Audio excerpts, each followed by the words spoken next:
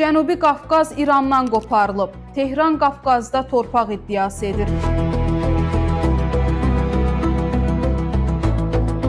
Cənubi Qafqaz çox da uzaq olmayan keçmişdə bizdən alınıb və hazırda İranın nüfuz dairəsindədir. İran TRIP layihəsinin həyata keçirilməsinə imkan verməyəcək. Today Press TV xəbər verir ki, bunu İranın Azərbaycandakı keçmiş səfiri və hazırda İran prezidentinin administrasiyasında məsul vəzifə daşıyan Seyid Abbas Musəvi deyib. Görünür, Tehrandakı mühafizəkar dairələr hələ də 19-cu əsrin geosiyasi masasında ilişib qalıblar. Musəvinin iddiaları həm tarixi təhrifdir, həm də regionun bugünkü reallıqlarına tamamilə ziddir. Onun Gülüstan və Türkmənçay müqavilələrinə eyham vuraraq regional mülkiyyət iddiası irəli sürməsi hüquqi tarixi baxımdan mifik yanaşmadır. Bugün Azərbaycan öz torpaqlarını işğaldan azad etmiş, regionun geosiyasi xəritəsini dəyişmiş suveren bir dövlətdir. Cənubi Qafqazı kiminsə nüfuz dairəsi adlandırması müstəqilliyimizə qarşı birbaşa hörmətsizlikdir və qəbul olunmazdır.